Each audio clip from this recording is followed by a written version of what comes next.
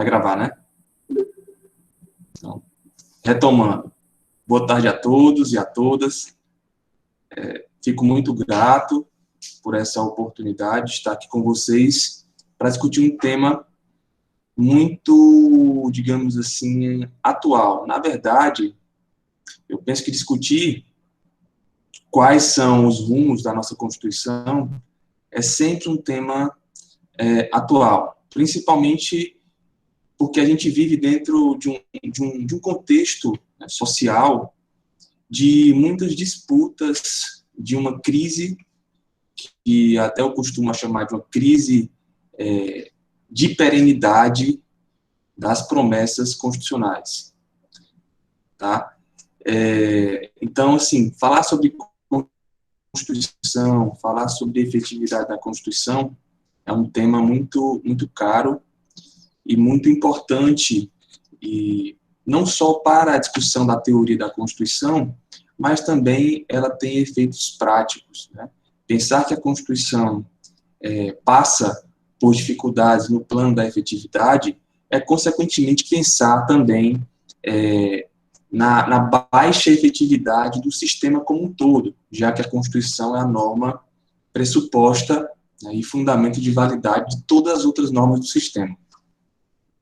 E, ao mesmo tempo em que a discussão ela é um pouco técnica, essa tecnicidade ela é certamente superada por uma discussão prática, né? Eu vejo que a praxis constitucional ela nos dá uma visão menos preconceituosa da teoria da Constituição, de modo que, ao entender alguns institutos, nós podemos tentar capturar esses problemas que nos afetam direta ou indiretamente. Afeta ao nosso Estado, afeta a nossa sociedade e afeta a própria concepção que nós temos de Constituição.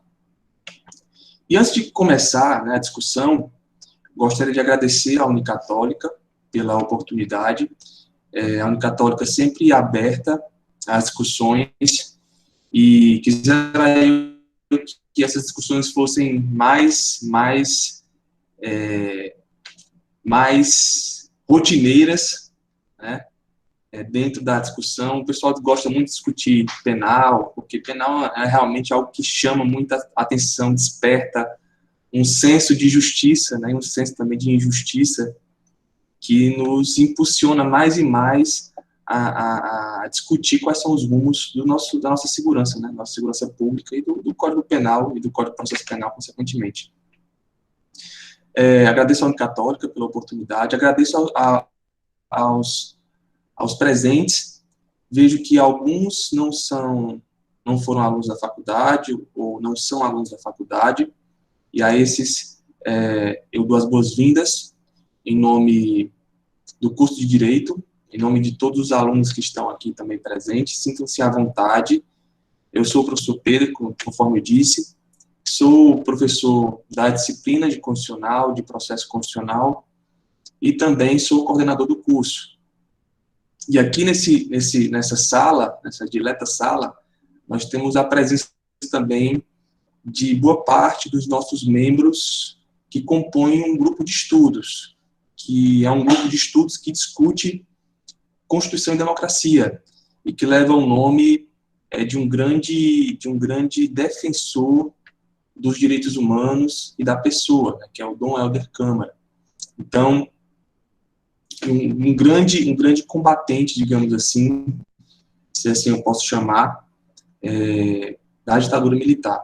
Então, o nosso objetivo é estudar temas que se relacionam com a Constituição e com a democracia, avaliando não só a situação do Brasil, mas também sempre buscando fazer um link com as questões que o Ocidente vive, né? Atualmente, nós presenciamos uma crise da democracia liberal, estados, inclusive, dotados daquilo que nós, pelo menos, achamos de uma grande estabilidade, como estados europeus, como o próprio Estado norte-americano. e a gente começa a perceber de uma forma muito clara que, de um modo geral, respeitando as nossas particularidades, obviamente, e as particularidades de cada Estado, nós temos pontos em comuns, ou até como o professor Marcelo Neves costuma a trabalhar na obra sobre problemas constitucionais que são comuns aos Estados, que até me foge agora, o nome da obra. Acho que é transconstitucionalismo, não, professor? Transconstitucionalismo, justamente. Da mesma forma em que nós temos problemas particulares que são oriundos de problemas que são históricos, que são culturais da nossa tradição constitucional, ao mesmo tempo a gente começa a perceber que existe um movimento nas democracias ocidentais que desperta um sinal de alerta que nós devemos estar muito, muito cuidadosos com as nossas instituições, com a nossa democracia e, de um modo geral, com a nossa própria Constituição. E aí, né, para iniciar a discussão, eu começo por uma conceituação muito simples. O professor Canutilho, quando ele se refere ao conceito de Constituição, ele coloca, dentre digamos assim, os requisitos básicos de uma Constituição, dentre os clássicos que nós conhecemos, como uma Constituição ser escrita, separação de poderes, direitos individuais, direitos civis e políticos, ele coloca também a dimensão da democracia, tá? Ou seja, a democracia como um processo, como um mecanismo que garante todo o jogo democrático a que a Constituição, todo o projeto político a que a Constituição se coloca à disposição para realizar junto com a sociedade. E o tema escolhido para a nossa discussão são os 32 anos da Constituição. 2020 é um ano emblemático porque nele se reúnem muitas crises. Nós somos um país, se assim eu posso dizer, e eu não sei se os amigos concordam, inclusive eu deixo à vontade porque vai ser uma discussão. Nós vamos conduzir a discussão, eu e o Erivan, que é um membro do nosso grupo, um excelente aluno também do nosso curso. Nós vamos conduzir a discussão e vocês fiquem à vontade para pontuar, para perguntar, para criticar também, tá? E para discordar da nossa posição, porque certamente é para isso que estamos aqui, né? Para discutir e pensar junto. Então, o tema escolhido dentro desse contexto de 2020 são os 32 anos da Constituição. Em 88, o que nós tínhamos era, digamos assim, uma esperança do que a Constituição poderia vir a ser, né? Sempre vivenciando na nossa tradição constitucional, na nossa cultura política, momentos de autoritarismo que são altos e baixos, são idas e vindas, né, desse processo amplo que é a política, que é a democracia, e dentro desse contexto, a nossa Constituição, tá? Então, a década de 80, para a gente, apesar de até o próprio Ivan ter feito uma colocação a nossa combinação de ter sido uma década perdida, né, sob a perspectiva econômica, está corretíssimo, né,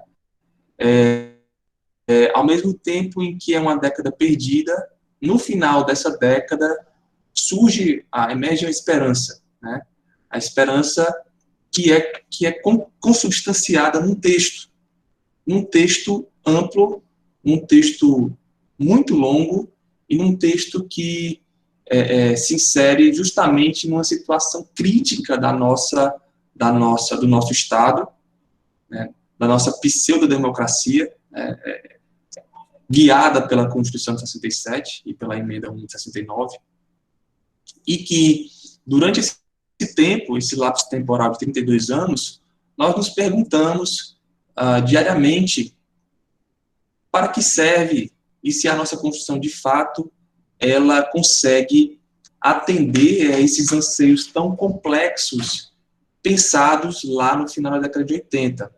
Tá? E, a partir daí, entender a nossa realidade atual tem como pressuposto, obviamente, conhecer um pouco dessas raízes. Tá? Nós não vamos tão longe, até por conta do nosso tempo. Nós temos aí pouco mais de 45 minutos para dar cabo de um tema, digamos assim, complexo e de difícil apreensão e de muitos detalhes. Tá? Então, a nossa discussão é entender um pouco as origens da Constituição e também, nesse contexto de pandemia, de crise econômica, de crise social, de crise ambiental, de crise das democracias e também 32 anos em 45 minutos. Nós estamos, inclusive, Roberto, desafiando o próprio Juscelino Kubitschek. Ele quis fazer 50 anos em 5. Nós vamos fazer 32 anos em 45 minutos, certo? Então, veja só o nosso tamanho. Matemática. Né? E aí, os matemáticos do grupo façam aí os cálculos de proporcionalidade para saber quem desafia quem, afinal, né? Vamos deixar certamente o Juscelino no chinelo. Então, a nossa proposta é entender as origens, entender de um modo sucinto esse processo de realização da Constituição, e entender dentro desse contexto atual a nossa Constituição e a nossa democracia, visto basicamente que será que a nossa Constituição é capaz de conseguir moderar e conseguir sair vitoriosa desse contexto atual de pandemia? Tá? Então, essa é uma pergunta que fica para a nossa, digamos assim, a nossa tentativa de resposta. Então, eu vou passar a palavra para o nosso co-palestrante, o Erivan. Erivan, aluno seu escudeiro, seu fiel escudeiro. Aluno do 6º semestre da Unicatólica, um excelente aluno, sempre disponível para ajudar. O Erivan faz parte do nosso grupo. E nós também temos outros membros aqui, o Tiago, tá, eu estou vendo, o Tiago Ellen, o Matheus também, que chegou há pouco, e a Érica está aqui também, acabou de chegar. Então, Erivan, a palavra está contigo, e eu ressalto que nessas colocações que nós vamos fazer, vocês podem ficar à vontade para pontuar e também fazer algum tipo de colocação que possa aí engrandecer a nossa humilde palestra. Certo? Então, boa tarde a todos e vamos lá. Boa tarde, pessoal. Como o professor Pedro já fez a minha apresentação, né? Sou aluno do 6º semestre, eu acompanho o grupo de estudos que a gente trabalha, que é o Constituição e Democracia, do Helder Câmara, e a gente selecionou um dos nossos textos para a mesa redonda, né? Exatamente esse, dos 32 anos da Constituição. Que, apesar de não fechar no zero, né? Que a gente gosta de fechar no zero, 30 anos, 45 anos, 50 anos, mas por 2020 ser um ano muito atípico, tudo bem que para o Brasil instabilidade é a coisa mais normal do mundo, né? Mas por 2020 ser um ano muito tumultuado e a discussão está indo muito para a Constituição, é bom a gente falar um pouco sobre ela, principalmente na questão do curso de Direito. Porque em Direito Constitucional, quando a gente vai estudar a Constituição, a gente já pega ela pronta. Então, é como se já tivesse caído do céu assim, a lei das 12 tábuas, né? E a gente só estuda ela. Mas a Constituição ela foi feita por mãos humanas e tem todo um contexto dentro disso. Como o professor Pedro começou, até da conversa que a gente teve, em relação à década de 80, que é quando a Constituição saiu, né? A gente está vivendo economicamente a década perdida e o Brasil estava numa crise de identidade muito grande, porque a gente tinha hiperinflação, o desastre econômico causado lá pelos militares, desde a década de 70, estava explodindo nos anos 80 agora no Brasil. O país, a duros passos, estava conseguindo dar avanços ainda dentro da ordem constitucional passada, seja da Constituição de 67 ou da emenda número 1 de 69, e a gente conseguiu em 1986, se eu não me engano, uma emenda a essa Constituição de 67 para que em 1987 fosse feita uma Assembleia do Constituinte. O que é isso? A gente vê no direito que é aquela Assembleia que a população elege para criar uma nova Constituição, certo? É ali que a gente chama que eles têm o poder originário. Vai ser dali que o Estado vai ser repensado e o direito vai ser recriado. Então é um poder quase que absoluto, se não absoluto, para boa parte da doutrina. Então era muita coisa em jogo, pessoal. Era o Brasil de ontem e o Brasil do amanhã. Eles estavam vivendo exatamente isso entre 87 e 88, que foram 20 meses para fazer a Constituição. Então, como você já deve estar pensando aí, foi muita fofoca, né? Primeiro, o presidente da época era o Sarney, certo? Tancredo Neves faleceu, o Sarney, que era mais amigo dos militares, confiavam no Sarney, permitiu que o Sarney assumisse. Isso ainda a gente vivendo nessa nossa semidemocracia ou pseudo-democracia, como disse o professor Pedro.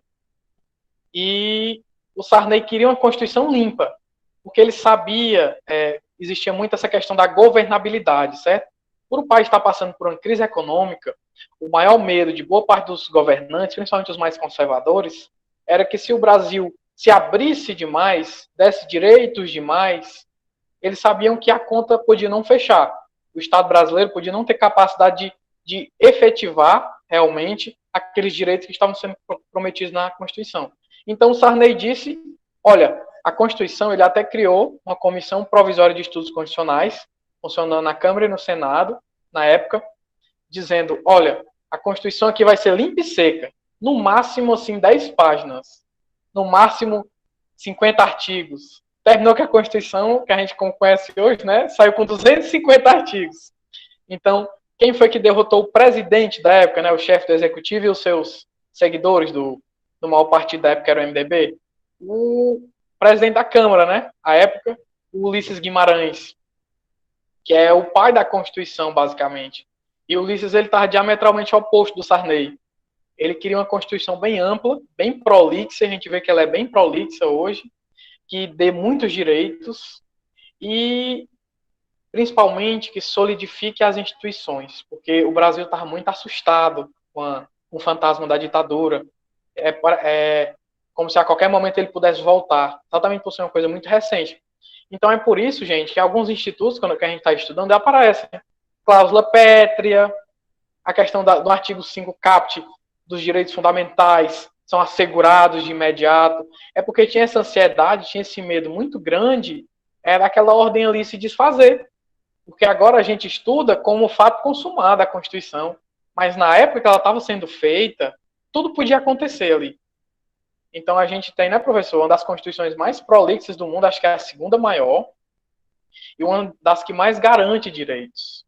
Só que, assim, essa facção que tinha mais cautela em relação a direitos, que depois foi conhecido como Centrão, né, que a gente conhece hoje, inclusive está vivo até hoje, eles conseguiram uma barganha com a equipe do Ulisses Guimarães. Como é que funcionava? Eu queria que fosse feito um sistema de proteção à defesa do consumidor imediatamente, tutelando. O professor Pedro, ele achava aquilo ali comunitarista demais, está atacando demais o mercado, ia sair muito caro para o Estado fazer um sistema de proteção ao consumidor. Como é que a gente chegava a um ponto em comum? A gente falava, será o Estado promoverá um sistema de proteção ao consumidor na forma da lei. Porque na forma da lei, nada acontecia, basicamente, na hora que você promulgava a Constituição. Mas só quando a lei fosse regulamentada, que a lei ia ser efetivada. Aí sim, eu e o professor Pedro iríamos sentar de novo, ou nossos sucessores, né, e debater como é que essa na forma da lei aí ia acontecer. Essas são algumas fofocas que eu estava lendo e eu achei muito engraçado, porque quando a gente estuda a Constituição mesmo, vendo cláusula pétrea, vendo direitos individuais, direitos sociais, a gente pensa que foi tudo pensado assim num consenso perfeito.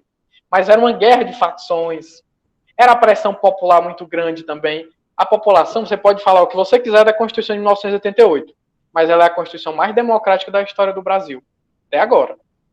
Porque só de emendas populares, que as emendas que o povo escrevia, às vezes direitinho, às vezes tudo misturava assunto, escrevia errado, mas foram recebidas mais de 100 emendas populares. Mais de 12 milhões de brasileiros, né, professor? Ou foram lá em Brasília pressionar, ou mandaram carta, ou enviaram as emendas. Então é uma Constituição altamente popular, apesar de promulgada por uma Assembleia do Constituinte. O senhor queria falar alguma coisa? Exatamente. Sim, essa discussão sobre... Isso é muito importante, a gente ver isso, né, esses bastidores, para entender um pouco desse processo, né, de concepção e algo que nós temos como um normal ou simples de ser feito. Nós estamos acompanhando agora um movimento no Chile que basicamente já se travava há alguns anos, né? Eu acho que desde o governo da Bachelet que existia essa discussão sobre a necessidade de se repensar a Constituição da ditadura chilena, que a Constituição, ao contrário da gente, né, que passou por um processo, digamos assim, longo de um governo ditatorial provisório, 24 anos, né, basicamente um tempinho de nada, né, na escala do universo, mas na escala da sociedade foi tempo suficiente para uma transição. Um terço da idade do senhor, e 24 anos. Quase. Então, no Chile, o que nós estamos percebendo agora, nós conseguimos ter uma visão mais clara de todo esse processo, né? Porque sempre se faz a pergunta, é a pergunta que tenta matar todo professor de direito constitucional. Tudo bem, professor, me diga de que forma são feitas as constituições, ou me diga qual é o momento exato para se propor uma nova Constituição. E o Brasil ele passava por algo parecido com isso, né? Precisamos de uma nova Constituição? Não precisamos de uma nova Constituição? Será que a acomodação dessa Constituição de 67 seria suficiente para a gente remodelar o sistema? Será que os dispositivos que nós pretendemos colocar com um objetivo muito claro, geral, o regime militar, e não só o regime militar, mas todos os outros que antecederam a democracia instituída em 88, deixou um grande déficit de realização de um princípio básico de todo o Estado de Direito, que é a igualdade, né? Então, as técnicas que o legislador constituinte utilizou, objetivando, não foi nem má fé, né? Eu vejo sob essa perspectiva, Ivan. A técnica de postergar a discussão sobre a forma de instrumentalização foi uma técnica, digamos assim, salvadora do projeto constituinte, basicamente porque a complexidade do processo foi tão intensa, foi basicamente quase um ano de intensas discussões, de intensos embates, onde nós vimos conservadores, onde nós vimos progressistas, onde nós vimos também o reacionarismo da ditadura militar, porque não é uma Constituição que transforma a sociedade de uma hora para outra, né? Na verdade, a Constituição é apenas um guia desse processo de restauração e de busca pela afirmação das instituições democráticas. Ninguém dorme num regime ditatorial e acorda democrata no outro dia, né? Então, assim, Ulisses Guimarães, se a gente vê as entrevistas, né? Se a gente pegar os livros, tem muitos livros que relatam esse processo. Eu tenho um aqui que é muito interessante, que é de um professor da PUC do Rio de Janeiro, Adriano Pilati. Ele era um assessor de um parlamentar carioca, estudante de direito ainda, recém-formado, e ele buscava, ele estava lá como assessor para entender todo aquele processo, e ele acabou fazendo um estudo aprofundado dos bastidores. E a Constituição, ela teve como seus principais defensores, como o próprio Ivan falou, o Ulisses Guimarães, que tentava, dentro daquela coxa de retalhos do MDB, né, que foi PMDB e voltou agora a ser MDB, uma coxa de retalhos que estava basicamente gravemente dividida. Para vocês terem uma ideia, nós tivemos quase 560 e poucos constituintes, 306 só do PMDB. Você poderia pensar, né? Então, o que o PMDB disser será a Constituição, né? Porque basicamente eles possuem uma maioria significativa. Não era assim, né? O relato que se tem é que só o PT e o PCdoB votaram coerentes e juntos em todas as propostas das comissões. E o próprio PMDB contra, né? Basicamente contra, né? Em certa medida contra, tá? Mas até, conforme eu disse, até eu falei na aula, né? Mas até o antagonismo, ele é um mecanismo de moderação desses opostos, né, desses extremos. E acaba que os reacionários perdem, né, de um lado, os ultraprogressistas ou extremistas de outro lado também perdem, e nenhum dos dois ficam satisfeitos com a Constituição, né? Quer destruí-la, e um quer fazer uma Constituição assemelhável à identidade conservadora ou reacionária, não estou dizendo que são sinônimos, e outro quer fazer a ditadura do proletariado, né? Então, assim, essa mediação, esses antagonismos, por um lado, se ele é canalizado, né, é possível ter uma proposta mediana, e foi essa tarefa que o Ulisses Guimarães tentou desenvolver num contexto em que as subcomissões... Tá travando? Não, tá normal, é porque eu sem querer errei um negócio aqui, mas tá tranquilo, tá ótimo. Então, só para passar, antes de passar a bola, Elivan, na Constituinte, nós tínhamos 8 comissões e uma comissão de sistematização. Cada comissão tinha 3 subcomissões. E aí você viu o tamanho do problema e da complexidade, da teia, né? São 24 subcomissões. Então, eles dividiram os temas da Constituição nessas 8 comissões. Cada subcomissão tinha um tema específico, e depois, qual era a tarefa da comissão de sistematização? Juntar, né? E basicamente, essa tarefa foi incumbida a uma ala que era a ala, salvo engano, do PSDB. Então, Fernando Henrique Cardoso, Nelson Jobim, eles, digamos assim, foram os que, por último, escreveram a Constituição, porque tiveram essa oportunidade de aparar essas arestas, né, algumas coisas totalmente desconexas e contra a própria realidade, né, e saiu esse resultado, né? Nós estudamos uma teoria da Constituição que fala que não se admite dentro do sistema a incompatibilidade de normas, né? Não existe norma constitucional e inconstitucional, não existe conflito entre normas constitucionais originárias, né? Então, a gente se pega nisso, mas não se esquece da nossa própria história e do próprio processo de elaboração da nossa Constituição, que, apesar de todo o esforço, ela sim possui grandes, digamos assim, grandes entraves e grandes contradições dentro dela mesma, né? Então, tem um pouco disso nesse processo. Não seria uma antinomia, política, como diz o Norberto Bobbio, né? Duas normas que não é que elas se contradigam juridicamente, elas se contradizem politicamente. Aí a briga vai para a interpretação. O primeiro exemplo disso, o Nelson Jobim até fala, né? A questão dos princípios fundamentais da Constituição, que a gente estuda logo no começo, né?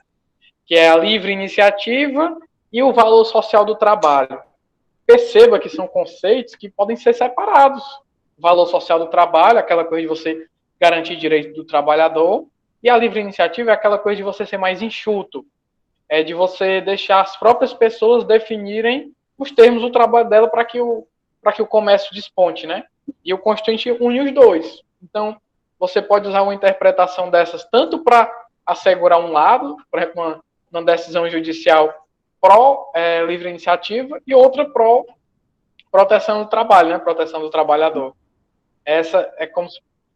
Justamente o conflito foi tão grande, Erivan, viu, que o próprio Berkovitch, ele tem aquele estudo que ele faz sobre a Constituição invertida, né, que ele coloca então, os interesses do financeiro e do econômico, né, e ele demonstra que a Constituição ele sofreu esse revés, digamos assim, sofreu essa reviravolta a ponto de dizer que o que nós tínhamos de uma Constituição econômica e voltada mais para o social acabou sofrendo esse embate, esse impacto grande pelo legislador reformador, que basicamente colocou panos quentes nessa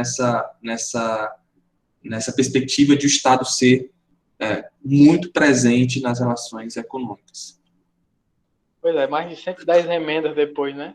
Mas é exatamente isso que a gente está falando, desse clima de embate. E não é só por isso, não. A gente está falando agora da forma econômica. É porque, gente, quando você reinicia uma Constituição, você inicia um Estado, entendeu? É como se você estivesse formatando um computador. Tudo que você decidir ali vai ser o futuro da nação. Hoje a gente estuda se eu não me engano, acho que é o artigo 34, no inciso aí, em relação ao Estado laico. Mas o Brasil podia ser um Estado confessional hindu. Tudo isso, quem decide é a Assembleia Nacional Constituinte, pelos votos dos eleitos. Então, a gente tá saindo assim de uma base zero, claro que e só cientificamente, né? Tinha todos os pressupostos já, mas você está saindo de uma base zero para uma coisa nova, eram muitas coisas. Qual é a forma econômica que o Estado vai adotar? A gente vai continuar no desenvolvimentismo, que é o Estado provedor, o Estado cuidador, ou a gente vai para uma coisa nova, uma coisa mais gerencial, uma coisa mais livre, mais liberal. Então tinha esses embates, tinha os embates quanto a gente estuda até em Constitucional 1, se eu não me engano, que é quanto à forma de Estado, não. Era consenso que o Brasil, pelo tamanho dele, é interessante a gente ser um Estado federado, né? Ser separado em estados, com auto-organização, auto-administração. Mas quanto à forma de governo, já não era consenso, que é entre monarquia e república. Inclusive, teve um plebiscito, anos depois da promulgação da Constituição, para que... porque, assim, isso voltando lá atrás, lá para a Constituição de 1891, ela disse que, pela forma com que a monarquia foi deposta, né, foi um golpe do Exército, das Forças Armadas, à época, que transformaram o Brasil numa república. A Constituição lá de 1891, no ADCT dela, dizia que ia ter esse plebiscito. E nunca teve, né? Porque a Constituição acabou com a Era Vargas. Aí eles inventaram, alguns deputados monarquistas, de fazer esse plebiscito lá na década de 90, que inclusive prevaleceu a República. Se a forma de governo já era uma luta, você imagina o sistema de governo, aí que o buraco foi mais embaixo, que foi entre o presidencialismo e o parlamentarismo. De um lado você tinha uma parte do PSDB, o MDB presidencialistas, de outra parte você tinha a parte parlamentarista, que inclusive era o Ulisses Guimarães e o Afonso Arinos de Melo Franco, que eram os dois que queriam realmente um sistema parlamentar, que o Brasil não tivesse presidente, porque isso era coisa de caudilho, era poder demais nas mãos de um homem só, e sim um primeiro-ministro. Então a pancada já começou aí. Inclusive, quando o presidencialismo foi escolhido pela maioria dos constituintes, um deputado até falou que a primeira reação deles foi tentar se livrar da medida provisória. Foi tentar impedir que o presidente, pela Constituição, tivesse como recurso à medida provisória, porque para eles isso era um poder imperial. E realmente a medida provisória é um poder um pouco forte, né? Essa a gente vai vendo as MPs que vão saindo e a gente às vezes até questiona essa questão de urgência e relevância, se realmente essa urgência e relevância está sendo aferida, ou se é só um jogo político do presidente, né? Ou do governador, ou de qualquer esfera do poder executivo. Então, esse embate ele estava todas as arestas que você pode imaginar. Formação da família, tudo. Ordens e costumes, defesa social, que tinha um lobby muito forte das Forças Armadas, inclusive prevaleceu, questão dos conselhos, o modelo, a questão do serviço público no Brasil, que o Carlos Bresser Pereira há tempos já vem desenvolvendo essa questão do Estado gerencial, da gente sair do modelo de administração pública burocrática para o modelo de Estado gerencial mais livre, essa busca por resultados, não por processos.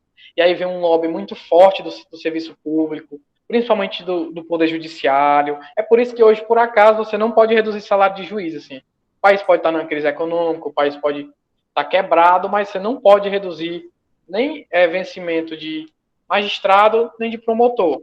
Então, essas coisas que a gente estuda, até um princípio, inclusive, que é da irredutibilidade do subsídio. Essas coisas não são postas por acaso.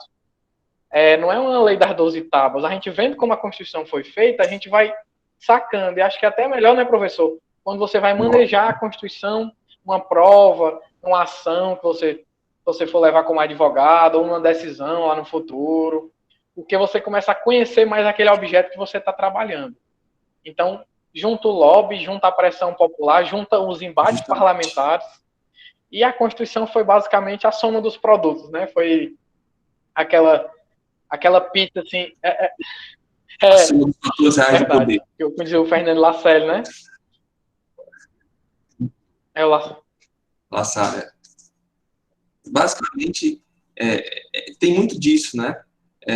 E aí eu reforço aquilo que você disse no começo, sobre as técnicas de sobrevivência da Constituinte para se chegar no resultado. O plebiscito que ocorreu sobre as formas e o sistema de governo, sobre a forma e sistema de governo, as medidas voltadas à técnica legislativa de submeter a leis específicas ou complementares a execução de algum ponto complexo é o que? Atrasando as discussões. Porque se nós fôssemos tão apenas pragmáticos, né, e racionalistas, nós sempre nos perguntamos, né, sobre por que não ser racionalista. É muito mais fácil você pensar racionalmente do que pensar com emoção, né? Eu falo isso na política. Eu estava lendo um livro do Manuel Castells, que até falei para os alunos ontem, em que ele fala sobre isso, né? Uma coisa é você pensar racionalmente, numa perspectiva iluminista, de que é possível você, de forma lógica, encontrar uma solução para problemas que não merecem o seu desgaste emocional. Mas aí ele fala, a política, ela não tem nada de racional, a política é passional. Então, o processo constituinte, se fosse seguir uma lógica de racionalidade, de contexto social, econômico, político, certamente já teria, essa Constituição não teria mais que 50 artigos. E provavelmente essa Constituição talvez nem existisse mais, né? Porque veja como as coisas elas rodam num contexto muito peculiar.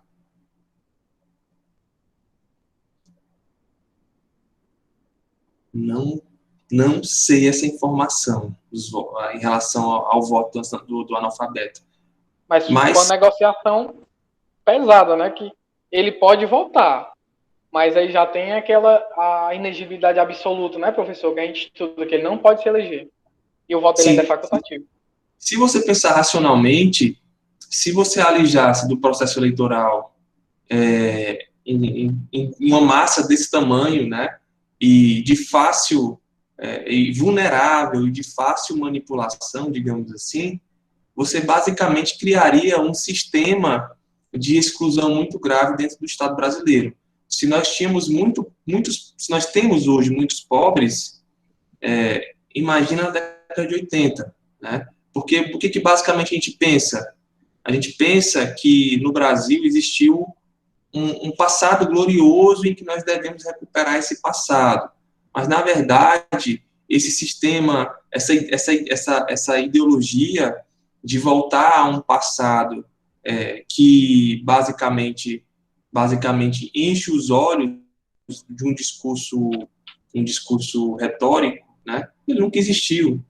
Nós tivemos, em toda a nossa história social e política, nós tivemos graves situações de desigualdade social e grave instabilidade política. Tá? E aí o processo, por exemplo, da República ou do Segundo Reinado até os dias de hoje mostra um pouco disso, dessa variação e dessa instabilidade política que a gente vivenciou e vivencia, né? Então, assim, eu penso que se a Constituição ela se coloca justamente como cidadã, habilitando, inclusive, aqueles que não têm formação mínima para estar, excluiria aí uma grande parcela da sociedade. Então, eu vejo que não é só uma perspectiva progressista, tá? Eu vejo também como uma medida conservadora que é muito útil, né? E assim, é o tempo que vai proporcionar à sociedade a maturidade para entender de que forma elas devem utilizar os canais democráticos, tá? Então, analfabeto ter direito a voto, eu não vejo problema nenhum, né? Pelo contrário, o voto e as eleições, apesar de ser só uma parcela do processo democrático, né? Eu entendo que o exercício do voto ele é fundamental para a nossa sociedade. Você viu o que aconteceu nos Estados Unidos, né? Que, por exemplo, quase 150 milhões de pessoas foram às urnas. É muita gente, se você pensar. E o voto, ele não, salvo engano, ele não é obrigatório nos Estados Unidos. Então, se você pensar por essa perspectiva, não é uma questão simplesmente de porque é obrigatório, eu devo votar. Não. É o sentimento, ainda que simbólico, de tentativa de mudança. Não que seja, o Biden é melhor que o Trump. Eu não estou dizendo isso. Eu estou dizendo que, se você não gostou, troca de governo, né? E é assim que a gente vai construindo a democracia. É por isso que eu falo que a democracia ela é processo. Ela não é um fim, uma instituição pronta e acabada, né? Ela sempre está dentro desse contexto, está dentro desse contexto de evolução até o ponto em que nós saibamos saber o que fazer com essa arma, digamos assim, essa arma democrática, certo? Foi o que o Márcio disse aí, né? Que o voto do analfabeto não é obrigatório, né? Pela Constituição. De fato, é uma forma de isso, direto, secreto, universal e periódico. É isso mesmo. Inclusive, o voto obrigatório, essa parte obrigatória do texto, ela não é cláusula pétrea, para você ver até a jogada do Constituinte na época, né? Que se um dia isso for alterado por voto ser facultativo, não vai ter problema a emenda constitucional nesse sentido. Então, tudo vai sendo feito e pensado. E é como o professor Pedro falou aí, que eu penso que você não precisa nem, assim, de um pensamento político mais aprofundado, mas só você pensar que essa pessoa vai pagar imposto a vida toda, vai ter os seus deveres cívicos de cidadão, vai morar no país, vai construir família, ele não vai poder decidir sobre os rumos políticos do seu país, mesmo que seja facultativo a ele, né? Uma coisa assim muito injusta, apesar de esse medo do pessoal votar errado, entre aspas, mas isso é uma questão política, né? Votar certo ou votar errado. A gente não pode ser muito iluminista, né? Porque os iluministas, a gente confunde às vezes, boa parte deles não eram democráticos, eles eram altamente tecnocráticos. O tecnocrata é aquele que pensa que, né, professor? O tecnocrata é aquele que pensa que só quem pode decidir os rumos do país são os esclarecidos, a galera mais técnica. Muita essa ideia assim de você ter profissionais no governo que não foram eleitos pelo voto, mas fazem um bom trabalho. Então, essa visão tecnocrata, ela foi rejeitada no mundo inteiro. Então, acho que o mínimo mesmo é você ter o voto do analfabeto. Agora, sim, claro, para preservar a administração pública, você não pode eleger um analfabeto, né, para administrar uma prefeitura, um governo do estado e até uma presidência da república. Isso em tese, né? A gente tem vários casos aí no nosso Congresso Nacional, bem duvidosos. O senhor travou? Ou o senhor está me admirando aqui? Voltou agora. O Tiririca, né? E outras pessoas Pois também. é um exemplo. Analfabetos funcionais, isso aí nós conhecemos muito, né? Pois é. Mas é aquela humildade, né, Mas da eu ainda vou democracia. longe, tá? E Roberto, eu não vou tão longe, não vou tão longe para dizer também, pelo menos nesse contexto atual em que eu estou aqui, né, em Quixadá, acompanhando a política, você fica diante estou mais próximo, de comportamentos irracionais. E você pensa que é aquela pessoa do povão, não. É da pessoa que pede esmola na rua ao médico. É uma consciência passional que você não consegue, você até entende por quê, porque é um contexto em que você mergulha de cabeça para defender um posicionamento, para defender um candidato, por interesses egoístas ou por interesses públicos, né, por interesse coletivo, mas você fica assim, abismado. Nossa Senhora, o cara tem uma formação, é um profissional conhecido, batendo boca no meio da rua para defender um Política, né? candidato X ou Y. É a situação, né? E você vê, por exemplo, eu ando muito aqui nos distritos, né, de Quixadá, não para pedir voto, tá? Que não os analfabetas. Eu ia dizer, você está se candidatando a vereador? Pois pessoas que não teve formação, mas são claramente lúcidas sobre o que fazer com o seu voto e sobre o que não fazer, inclusive, certo? Elas sabem que votar é importante, mas elas não se deixam levar por esses movimentos, né, esses movimentos sazonais, em que a emoção ela fala mais alto que a razão. Eles são, para você ver, são mais esclarecidos do que muita gente que tem capacidade, inclusive capacidade passiva, né, para participar do processo eleitoral. Então, isso é relativo demais. Tá? O que eu penso, na verdade, é que a Constituição ela sobrevive a 32 anos,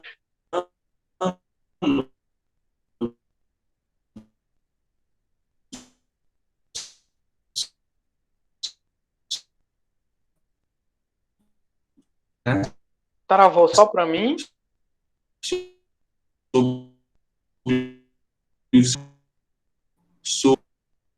Está mais um ponto fundamental. Travou? Tá A Constituição de travando. 88 não é Agora voltou, tá a normal. Constituição de 2020, né? Travou aí? Agora tá Pronto. normal. É porque a minha provedora de internet está uma tristeza. O pessoal tá falando aqui que é todo mundo, parece uma coisa Pronto. Então, olha geral. só. Claro, a sociedade, a sociedade de 88 não é a sociedade de 2020. Existe uma expressão dos fundadores da Constituição norte-americana que se referem a justamente essa ideia, né? E esse é o grande lance da Constituição norte-americana, que a Constituição norte-americana traz desde muito tempo, que é a sua operabilidade, digamos assim, em termos de reforma, em governar os vivos. Ou seja, aquilo que a sociedade, o que a sociedade entendia alguns anos atrás, pode não ser o que a sociedade entende e quer hoje, certo? Mas e a reforma constitucional ela serve justamente para isso, para buscar essa mediação, mas também e principalmente garantir que aquele projeto que foi estabelecido, pelo menos em sua essência, seja preservado e, na medida do possível, ser realizado, né? A reforma constitucional ela não serve só para atualizar a Constituição, né? Só para desdizer o que o Constituinte disse. Nós temos um pacto fundamental, tanto é que as cláusulas pétreas elas existem justamente para isso, para consolidar um projeto social de realização da Constituição. Toque algumas existências, mas você proteja a essência, né? Que eu acho que é uma coisa que a gente também vê muito isso em direitos fundamentais. Tudo bem, restringe o direito fundamental a certo ponto, mas não toque no seu núcleo essencial, né? Eu vejo assim, porque senão é melhor você fazer uma nova Constituição. Justo. Se for para você criar duas Constituições dentro de uma, é melhor você criar outra. Mas aí você precisa se submeter ao processo democrático. E outra, a Constituição, existe e essa discussão, pessoal, existe também no Chile. Se vocês pegarem nos sites das faculdades chilenas, por exemplo, agora, e buscar também no YouTube, que essas faculdades elas estão travando diversos debates sobre mudar, né? E olha que eles estão discutindo isso desde o fim da ditadura militar chilena, certo? E ainda há essa pergunta: precisamos de uma nova Constituição? É possível entender que uma nova Constituição seja capaz de mudar a realidade que se espera dentro da sociedade chilena? E essa pergunta que nós fazemos sempre, né? Será que a Constituição, será que se mudarmos de Constituição, as coisas mudarão? Né? E não existe esse toque de mágica, né? Nós vivemos, como o próprio Jorge está colocando aqui no chat, uma situação muito, muito turbulenta de crise ambiental, de crise econômica, de uma crise das instituições. Mais e mais a gente percebe que o projeto político dos governantes, seja ele do Bolsonaro, seja ele do governo do Temer, da Dilma, nós percebemos que existe um processo sistemático de esvaziamento das instituições. E as instituições, de um modo geral, elas representam mecanismos, instrumentos garantidores dessa realização da Constituição. Até porque ela não se faz só pelo voto, não se faz também só pela participação. Nós precisamos das instituições porque elas que nos segurarão em situações de instabilidade. Por exemplo, nós estamos passando por uma crise ambiental que tem proporções praticamente de repercussão mundial, na Amazônia, né? E a gente pergunta, cadê as nossas instituições? Quem são os gestores que conduzem no INPE, no IBAMA, nas autarquias estaduais e municipais, na FUNAI, né? Então, assim, a gente percebe e a gente se compara com os Estados Unidos nessa perspectiva de achar que da mesma forma que aconteceu com o Biden, pode acontecer com o Trump, pode acontecer com o Biden, né? Lá as instituições ainda são sólidas o suficiente para segurar uma situação de impasse eleitoral. Aqui fica a pergunta, e eu deixo já encerrando a nossa discussão, porque falta menos de um minuto, que acabou o nosso tempo. Né? É que será que nós vamos estar preparados em termos de solidez institucional para assegurar um novo esgarçamento do nosso pacto político e da nossa democracia, né? Será que a democracia brasileira e suas instituições são fortes o suficiente para suportar esse processo de polarização da sociedade, né? Essa é uma pergunta que pode ser, inclusive, para uma outra discussão. Outra roda de conversa, né? Ter. Porque o direito, então, a gente acaba vendo isso na... Justamente, então...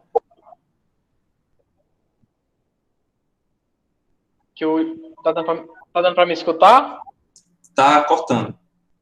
Ou tá travando? Tá cortando, travando, vixe, Maria. Se você e quiser agora? Agora tá bem. Pronto. Porque é um dilema que a gente vê na faculdade toda, às vezes a gente não percebe, mas é que o direito ele sempre vai tentando criar os limites da política, né? Mas a política ela é maior que o direito. O direito e a política são dois objetos. E o direito constitucional ele vai estar sempre tentando definir esses limites da política, mesmo que a política acabe sempre trespassando ele. Só que agora a gente vai ter que ver se a política já está de tal forma que esse direito constitucional de agora é adequado ainda e, no caso, deve ser defendido e mantido, como o professor Pedro disse, pelas instituições democráticas, pela sociedade civil, pelo governo, pela oposição, todo o conjunto da obra, ou deve ser substituída, né? Mas aí, pessoal, eu achei até isso muito, muito interessante, até, desculpa aí, a gente tá passando da hora, atrapalhando os seus eventos, mas a gente já vai encerrar, né, professor? De que o papel do jurista é ele reconhecer a norma, a interpretação da norma e o porquê da norma, e a história da norma também que a gente trouxe aqui, no caso da norma constitucional. Agora, sobre dar um juízo de validade da norma, por exemplo, eu gosto da Constituição ou não gosto da Constituição, aí o jurista tem que saber separar. Isso aí já é política. Isso aí já foge do direito constitucional. Porque quem vai decidir essas coisas, como o professor Pedro diz aí, são as instituições, é a população, é o exercício da democracia. O que a nossa Constituição tem de mais louvável é exatamente permitir que essa plataforma exista, um debate democrático, numa sociedade que nunca foi nem tão livre, nem tão aberta quanto ela foi agora em toda a nossa história nacional. Agradecer aí, pessoal, vocês estarem escutando a gente, agradeço ao professor Pedro pelo convite, foi uma grande honra ter essa conversa aí com vocês. Eu não ouvi ninguém ligando o microfone, mas eu li todos os comentários e aprendi muito. Espero ter passado alguma coisa legal também para vocês. Valeu, professor. Obrigado, Erivan. Obrigado a todos que puderam participar aqui com a gente. É um momento sempre importante, pensando soluções. Semestre passado, por exemplo, a gente teve mais participações no nosso grupo de estudos, né, que a gente discutiu basicamente direito constitucional na prática, pandemia, conflito, decisões do Supremo Tribunal Federal, né, todo aquele contexto de disputas no plano da aplicação do direito entre executivo, legislativo e judiciário, né, principalmente o Supremo, e eu vejo que mais e mais essas discussões elas ganham importância e interesse porque toca diretamente na nossa realidade. Então, agradeço muito a todos que puderam participar. Estamos à disposição também para poder entabular novas discussões. Fiquem à vontade aí para nos procurar. Eu estou quase dizendo, né? Curta, siga, compartilhe, salve aí no seu Instagram, né? Ou então no YouTube tem também esse método. Então, muitíssimo obrigado. Agradeço a Ana, que é a nossa moderadora aqui do grupo. Sem ela, nós não estaríamos aqui para dar o suporte para a gente. E eu faço votos de uma excelente expressão católica. Participem. Participação é o princípio básico em qualquer situação das nossas vidas. Na profissão, na política, na educação. Então, participação sempre. Tá, pessoal? Boa tarde e uma ótima semana para todo mundo.